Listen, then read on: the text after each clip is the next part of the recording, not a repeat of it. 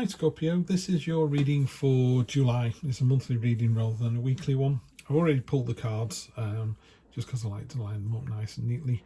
We'll jump into this. Very simply, it kind of goes that way, you know, beginning of the month to the end of the month, and kind of goes that way from unknown to known, but I tend to read more intuitively than that. So we're just going to read the cards, then we'll clarify with the black violet as I normally do.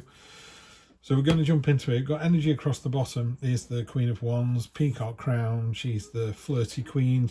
I call it the magnetic card. It's walking into a room full of strangers and she's the one you want to go and talk to. She is very in control of her emotions. She's very sensual. She understands her own power. She doesn't abuse that power. So it's a knowing card. There you go. The reason I've said that is your central card is the Hermit, which is also my own personal card. My lucky number's 9 as well, so I've got the Hermit and the 9. I'm not a Scorpio, by the way, however everything else is looking really, really good. So the Hermit, basically this is a card of kind of navel gazing, going off into the distance, going off into yourself. He's got this little glowing pendant around his neck there, and that's to remind him of the knowledge that he already knows, the stuff that's within. Sometimes you have to go all the way around the world to realise it was on your doorstep the entire time, you know, the thing you were looking for. So the Hermit is about kind of self-reflection and knowledge and those I was going to say, it's not unknown truths, those unrealised truths, yeah. You know, some days you just look in the mirror and go, oh dear, I do need to lose some weight, or oh my, I do look fantastic. You know, there's just a realization. So you go away and think about that, and there's a realization. So at the beginning of the month, we've got the Six of Swords, which is bleeding into the Two of Swords as well. These two cards are a real kind of stalemate, stagnation, despair. These swords are no use anymore. These swords are rubbing against each other. The message is being lost. And yet at the end of the month, you've got the Six of Swords, which is triumph and victory, you know, an end of hostilities. So I think at the beginning of the month, there's a little bit of a woe is me feeling about it, Scorpio. You've got the Queen of Swords as well. You've got two queens here, so very high vibrational energy and very knowing energy. You know, sometimes you go, I had no idea that was going to happen. And other times you go, yeah, I thought that was going to happen. It's the latter in the month of July. You kind of know what's going on. And she's, you know, these butterflies are about transformations, about ideas. It's about, you know, in a more traditional reading, she is, you know, she's been hurt before, she'll be hurt again. She's even impaled one of the swords through her hand, and she's very, you know, my mother would have called us like, oh, she's very cutting. You know, she tells it like it is, and she does, very straightforward, honest, just, some would say cold-hearted, and it's not. It's just about, you know, those old dears you sometimes meet in the street and they go, oh, you've put some weight on, haven't you, love? Yeah, thanks for telling me. Yeah, thanks very much. But they're telling the truth, you know, they're not making stuff up. They just see the world as they see it. And yeah, so have I, you know, oh, thanks for sharing. So there's that feeling this month of being quite, of the early part of the month being quite acerbic, I suppose. And there's also a feeling of a burden as well. Now this is a 10, so all 10s are about completion. So if you are feeling like you're burdened with something, or something's weighing you down at the beginning of July, it's gone by the middle of July. It's certainly gone by the end of July. So this is, yeah, it's a burden, but this is I think it's the Goliath beetle or the Hercules beetle. It can carry 100 times its own body weight, so it can easily carry its own weight. There's also a freeloader on here. Could be a partner who's letting you do all the work. Could be someone in the office who's letting you do all the work. Just get out. Just don't worry about them. Karma will find them out. We'll sort those out another day. You just carry on being yourself, and you're almost there. In a more traditional reading, you can see your home. You can see the destination. It is yards away, so you're almost there. And then in the middle, we've got this Two of Swords, which is this rubbing together, this stalemate, this stubbornness, this failure to kind of acknowledge the situation. So you've gone away to really think about it and go, do you know what, I need to have a proper think about this. And then the light bulb's going to go on. The Lover's card down here could be, so it could be that this is a love relationship, you know, this is a relationship, this is about love. This is the red tie that binds, and the idea that, you know, throughout the universe, through time and space and all the rest of it, there is another person for you, you know, as above, so below. In a more traditional reading, we're talking about the lovers come together, because there's clearly an attraction, but it's also a card of collaboration and a card of going on a journey together with someone, and maybe that journey wasn't doable without somebody else. You know, yes, we can all climb a mountain, but it's easier to climb a mountain with someone else. It's easier to climb a mountain with a team, and they set up base camp as you go. But, you know, there's very definitely a sense of involving somebody else in this process. That seems to be what's happening down here, because you end up with the Six of Swords, the Moon, and the Chariot. I mean, you've got 4 real heavy hitters here. The Six of Wands is really good to see, because that's a triumphant victory. It's a victory that people recognise and are rewarding you with, and it's like walking in a room and getting a round of applause. People are like, well done, you know, you really did it. So that's towards the end of the month, Scorpio. So once you've got this little light bulb moment, and you've worked out that maybe I don't need to do this alone, I can do it with somebody else, working out who that person is. It could be someone who's in your past, who's further away than you would expect.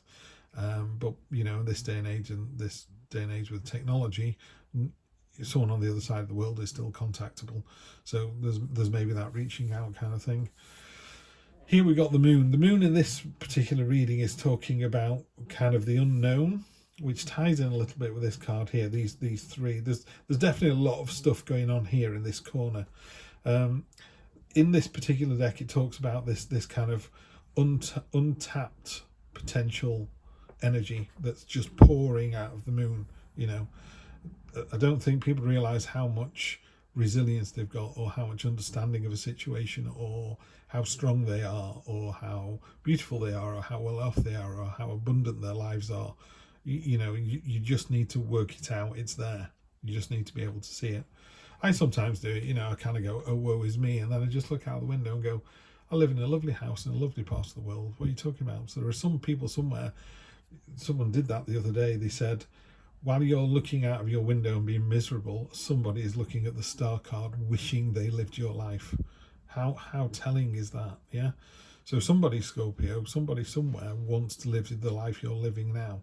And if you go, oh no, you wouldn't want to do that, it's horrible. Trust me, they would cut their own arm off to have such a life of abundance and luxury that you've got. And then you end up with this. Once this light bulb goes on, you end up with the Chariot. The Chariot, this one, he's victorious. You know, he's got the scepter of power. He's got the chains of control and command. This is a victory of your own making, of your own control, of your own understanding. So there's very definitely a kind of learning experience through the month. It starts in the centre and just kind of pulls itself out like this. And as you move into the month as well, these 2 sort of horrible stagnating cards, they get washed away. But let's clarify on top of this. So it's a good month. It really is a good month, Scorpio. I think the first part of the month feels a bit of a wearing me down, and I can feel like you need to bite your tongue. I would say, you know, if you're telling somebody the truth, then you can afford to be maybe a little bit more acerbic than normal. But, you know, just be careful. Obviously, you don't want to say something to upset somebody, but if you're telling people the truth, then that's it. So be it. Okay, on top of this, you got the 3 of Swords, the Heartbreak card. This is talking about being wounded, and are you the sword or are you the heart? You know, have you been wounded, or have you wounded somebody else? If you've wounded somebody else, please reach out to them and apologise and make it better. You know, the Scorpios that come to this channel are beautiful, articulate, intelligent, and do the better thing. You know, be the better person. The other thing this card talks about is, you know, it's a storm cloud. It's going. How many times does storms last 40 days and 40 nights? They don't. You know, it was raining here yesterday. By the time I made a coffee, the storm clouds had gone. It just went over the house and disappeared. And that's what I feel is happening here. You know, okay, first couple of days in July, yeah, not great. Middle of July is fine. You just don't worry about it. It's done and gone.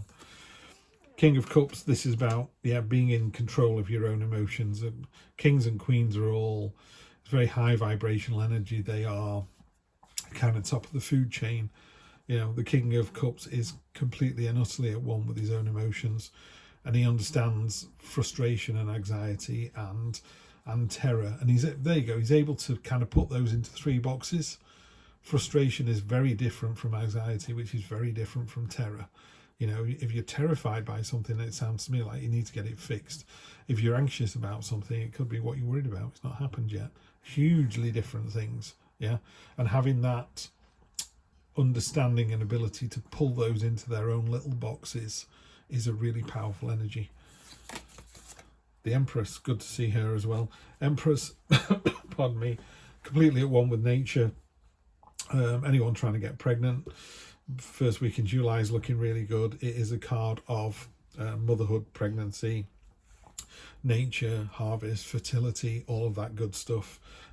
She's really at one with nature. She understands the whole kind of cycle of life. And again, that's one of these things that happens with some of those horrible sword cards. You know, you're having a bad day, you're not having a bad year. You know, very rarely have a bad week, and very, very rarely have a bad month.